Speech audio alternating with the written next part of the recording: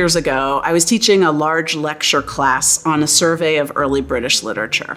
And the class was unusually animated, willing to talk about the most challenging topics. So they weighed in willingly to talk about representations of misogyny, representations of non-consensual sex, and even representations of non-normative sex acts. They were highly engaged.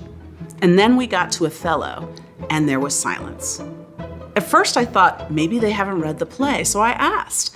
And 150 heads said, no, we have read it.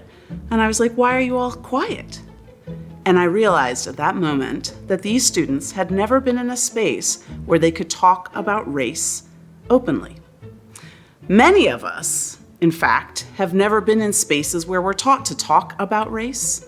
Many of us, if we have been taught to talk about race, only do them in single race settings, so not in mixed race settings. And frequently in our culture, the only time that race is talked about openly is at a moment of crisis where emotions are heightened. So I set about articulating this to my students to explain to them why this might be a challenge.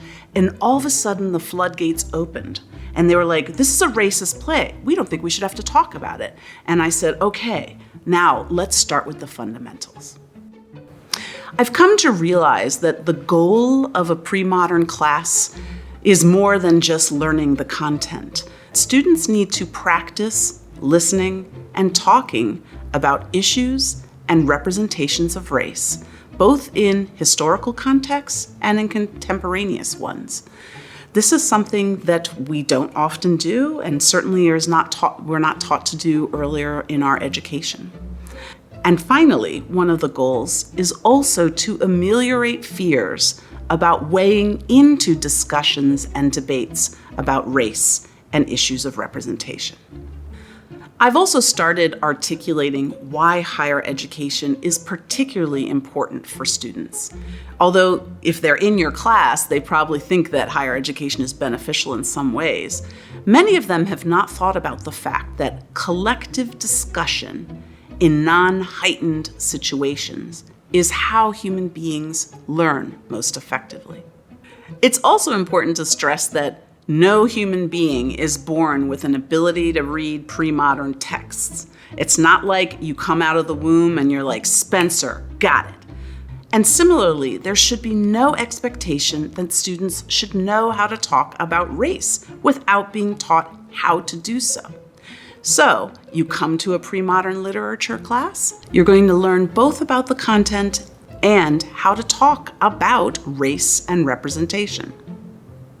I've also come to tell my students that educational settings are places where students and teachers should try out new ideas, experiment with thought, make challenging statements without the fear that they are going to be labeled as a racist or misogynist or an anti-Semitist or Islamophobic, right? That these are spaces in which you experiment with ideas and that shouldn't follow you for the rest of your life. Some people have come to think of this as creating a safe space, and I know that there's negative reactions to those types of phrases, but I think of it as the educational space. This is where we experiment and learn together. But it's also a space where you can, especially if you're in a smaller classroom, not like this one, where you can remember what a student said earlier in the semester and then challenge them later when their opinions change. Or if you don't feel like challenging them, at least noticing it. Frequently, I have students who start a semester saying that Shakespeare should only be staged in the way that he originally intended. Then we frequently get to things like Taming of the Shrew or Othello, where they frequently want to rewrite the endings of the plays.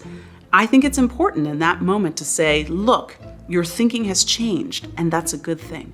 Because the ultimate goal is growth, both intellectually and collectively, that we have the ability to learn and transform from our discussions and readings. It's also important to decenter yourself as the teacher as necessarily the expert on race. Because for most of us, including me, we were not taught how to teach race in these types of settings. And so I frequently say to my students, I am on this journey of growth along with you. I'm not the person that holds all the answers about how to think about race. I'm here to ask provocative questions and to steer our conversation in the most productive way. But like the students, I'm there for personal growth as well. So my 4 takeaways for how to teach race in the pre-modern class is 1, feel free to acknowledge the elephant in the room and to say that talking about race may not be something that anyone in the room has done before, and that that's okay. 2, I think it's really important to hammer home the uniqueness and the importance of the educational setting as a space for collective learning and how to develop habits of listening and talking about race. 3, that you are not the expert. You don't have to hold all the cards. While you may be the expert in Shakespeare or Spencer or whatever, you don't have to be the expert in race. You just have to be the person who can raise the issues.